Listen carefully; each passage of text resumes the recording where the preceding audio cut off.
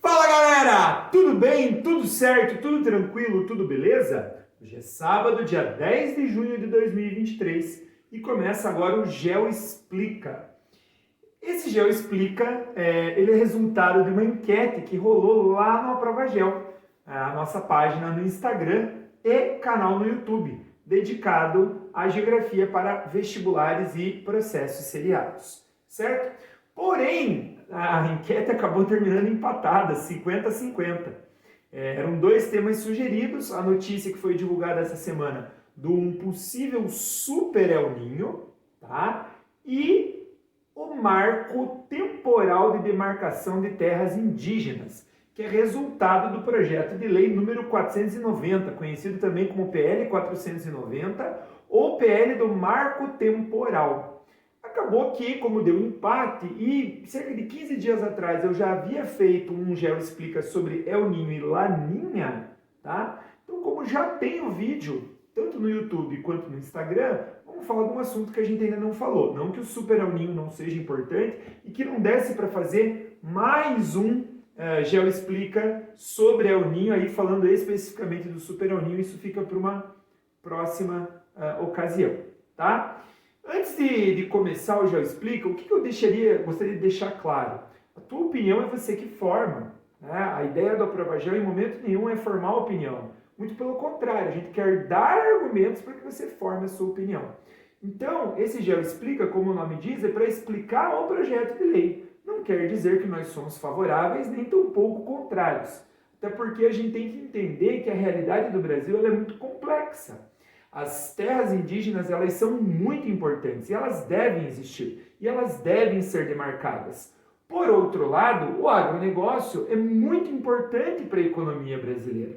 Certo? Então, cabe ao governo federal decidir o equilíbrio ideal entre a demarcação de terras indígenas e a manutenção de terras para o agronegócio. O que não pode existir é insegurança jurídica, certo? E independentemente da PL ser aprovada ou não, o que existe hoje é insegurança jurídica e isso não pode continuar existindo. Muito bem.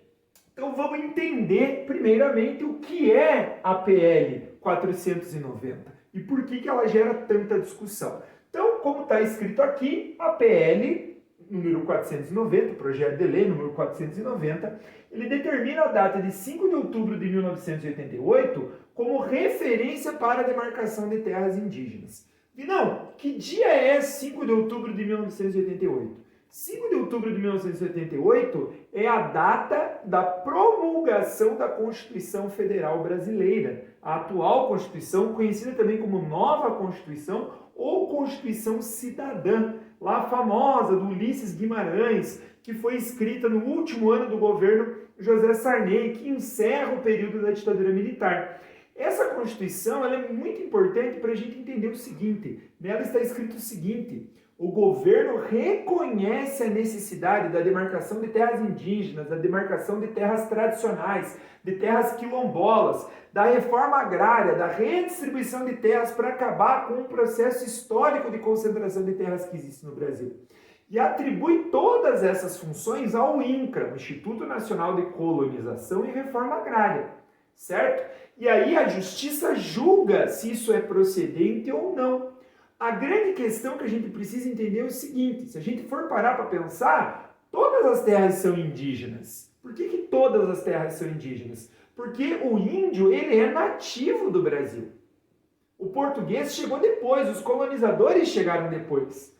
Eu sou o resultado de gerações e gerações de miscigenação, de diferentes povos que nasceram ou não no Brasil.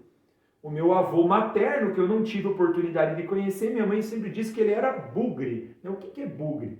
Bugre é o resultado, antigamente a gente usava a palavra mestiço, né? É o resultado da miscigenação entre indígenas, brancos, negros, certo? Meus avós maternos, o pai da minha mãe. Por outro lado, o pai do meu pai, que eu sempre brinco, né? Meu avô Miguel Tapera Véia, ele era filho de poloneses, o pai dele era descendente de poloneses, e a mãe dele era descendente de russos. Então aí já deu uma outra mistura. Então meus avós paternos, certo? Meu avô Miguel, ele era filho de poloneses e russos. Já a minha falecida avó Esteva, né, mãe do meu falecido pai, ela tinha descendência ucraniana e polonesa. E aí veio eu, que casei com a minha esposa, cujo avó fugiu da antiga Iugoslávia na Primeira Guerra Mundial. Na verdade, da Bósnia, né? Na época ainda não era a Bósnia como é hoje, a Bósnia e Herzegovina, certo? Parte do Império Austro-Húngaro, que depois virou Iugoslávia, certo? Assim como parte da família da minha esposa é da região Nordeste. Então, assim, eu sou o resultado de uma miscigenação, a minha esposa é o resultado de uma miscigenação, os nossos filhos são o resultado dessa miscigenação. Então, por que eu estou explicando isso? Por que eu estou falando isso? Porque a gente precisa entender que todos somos brasileiros, inclusive os indígenas, e inclusive os descendentes de colonizadores. E aí, o que tem que existir? Tem que existir uma segurança jurídica. Porque se a gente for pensar de forma lógica, todas as terras são indígenas.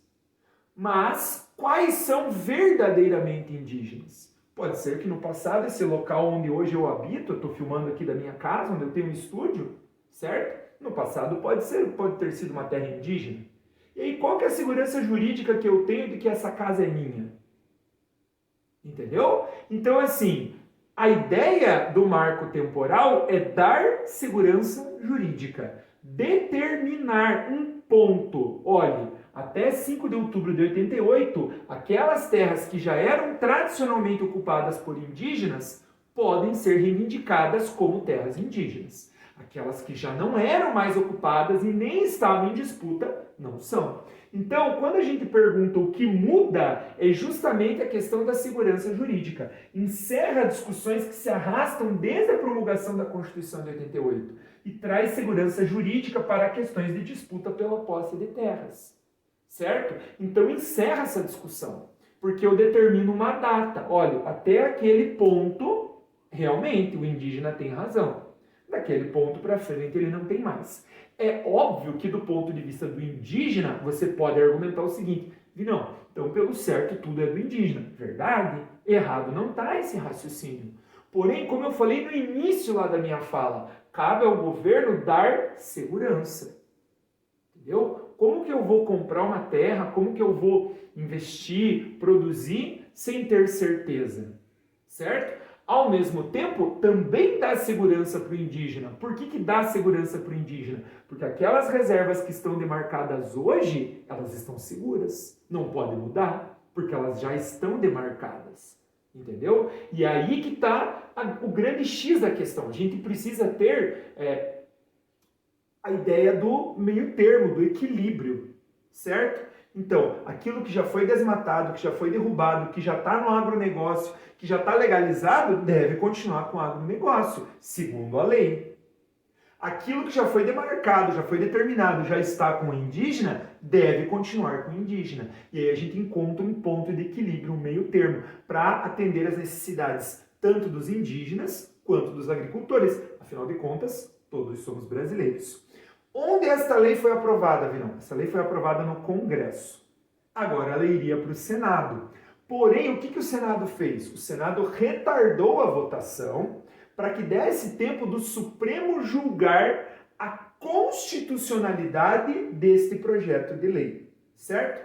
Este projeto de lei está sendo julgado no Supremo desde 2021. No momento, o que está acontecendo? Então aí entra a pergunta, e agora?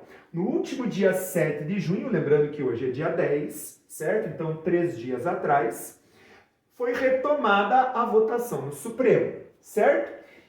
No momento, a votação está 2-1 contra o marco temporal, ou seja, são 12 ministros do Supremo, a votação está em 2-1, certo?